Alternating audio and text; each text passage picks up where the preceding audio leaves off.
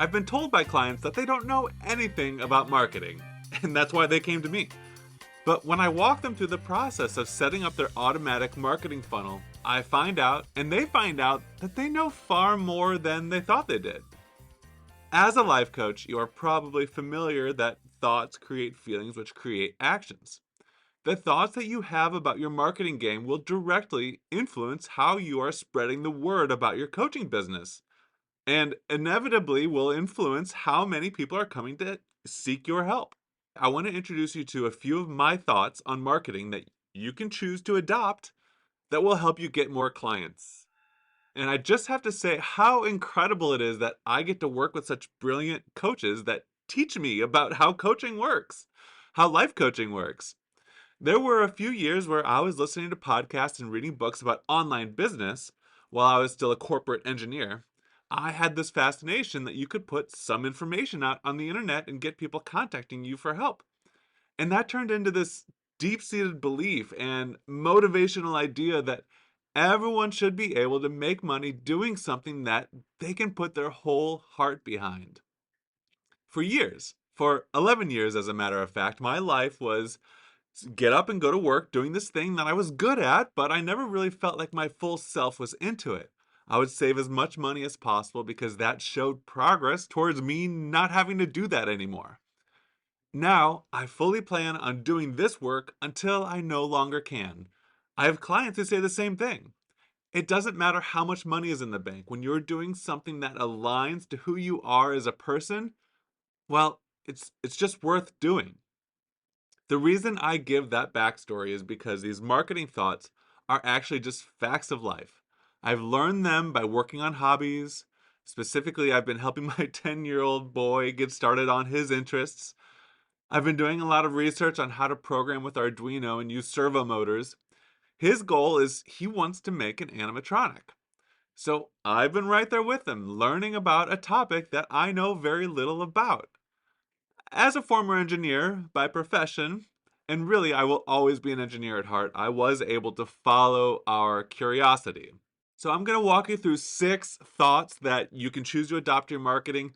And then a lot of the explanation has to do with me learning new things, just like you might be learning some new skills, some new things when it comes to marketing, but it is very possible. And this brings me to the first thought I want you to hear. Number 1 is curiosity is a superpower.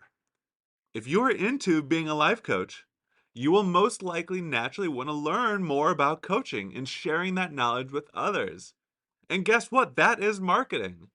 Letting other people know how amazing the skill that you have is and how it can change lives. That's marketing.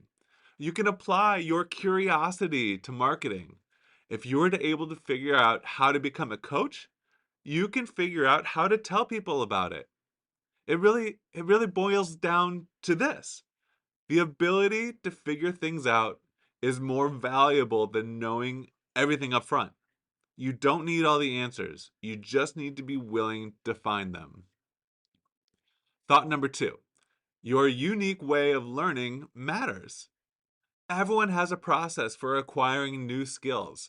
How you coach is exactly the method and process that someone else needs. Keep that in mind. Most likely, it was how you experienced relief. Share it. And again, sharing how you first learned about coaching, that's marketing. Sharing about it. Thought number 3, you don't need permission to experiment. In 2024, I started CrossFit. I definitely had some thoughts on what a person who does CrossFit is and should look like, but I did it anyway, and now I love it. It is my pain of choice. I think it's pretty cool. My first thought when I was thinking about joining CrossFit was just push it off, just waiting until, well, I don't really know what I was waiting for. I guess being at some incredible sort of physical fitness level, that really wasn't going to happen without doing CrossFit. I was waiting for it that I could look and feel like a CrossFit person on day 1. But you can hear how ridiculous that sounds. I still don't feel like I'm in incredible shape, like whatever I was waiting for to have happen before I started CrossFit. But I feel like I'm doing the right thing by going to the classes. And I know that if I keep going, I will continue to keep getting into better and better shape. It's the same experimenting with marketing. You shouldn't wait until you feel like you're an excellent marketer to get started. You become good at marketing your coaching business by doing just that. The more emails, social posts, podcasts, etc. that you write, the better at it you will become. So just get started, experiment as you go. Being a business owner is one big experiment anyway. Thought number 4, being bad at something isn't a reason to quit. In 2024, I also started glass blowing. I have to say that it is the hardest art form, or really any activity that I've attempted in all of my adult life. But I know it was a skill that I want, which kept me going. And I have to say that I was really bad at marketing when I first started as a business coach. My secret for now having a business that revolves around marketing, it comes down to being bad at something isn't a reason to quit. And what I just said, you don't need permission to experiment. I just kept trying, writing, recording. As a life coach, you will go through the same ups and downs that I have. But just as I did, you will get better. Thought number 5, marketing is just another problem to solve. This was an easy thought for me as an engineer. And I think you can adapt it to be easy for you to think as a life coach. So for me, I'm good at solving problems. I looked at it as a bunch of systems that need to be put together. You may be good at coaching for sure.